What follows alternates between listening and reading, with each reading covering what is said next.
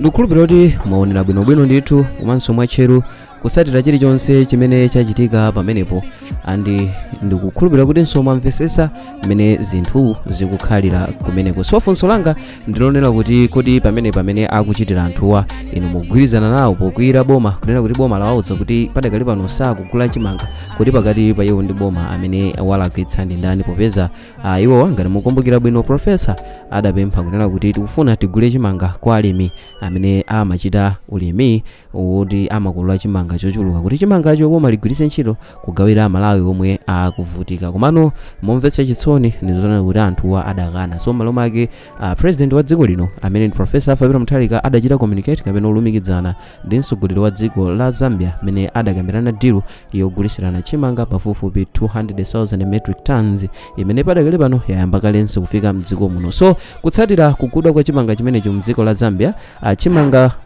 chimanga pansika kuno ku Malawi mtengo wake wakhala ukutsika ndithu, ndipo momwe tikukamba pano madera osiyanasiyana ena akugulisa ma 1100, ena afika nkumene ma 900. Ndi Malawi amene adasunga chimanga ndi ganizo loti azapindule mu nthawi imene azagulise zikuoneka kuti amakuona kuti gemu yayamba kuwatembenukira chifukwa choti zikuonesa kuti chimangacho malo make achigulisa mosiyana ndi momwe amaganizira. So kukakamizano Boma padakali pano atatha kukana Boma kuti liwagule chimanga pano pomwe akukakamiza Boma kuliwudza kuti akuyenera awagule chimanga chawo ndipo malo make ndi awa tikukamba kuti atseka nsewu. So ndimafuna ndidziwe maganizo anu kunena kuti inu mukuona bwanji momwe anthu akuchita react pamene ena ayamba kale kuyankhula kuti Chimangacho amachikaniza ndi nkwabwino angopita akachikazinge chifukwa chonena kuti profesa padakali pano wafewesa zinthu. Komanso nyengo madera ochuluka mdziko la Malawi ili bwino imene zikusonyeza kuti Chimanga chikololedwa kwambiri komanso anthu ambiri agula Chimanga pa mtengo wabwino. So ena akuti ayi amene akuyenera Chimanga chawocho apite akachikazinge sinanga mafuna azivutitsa nacho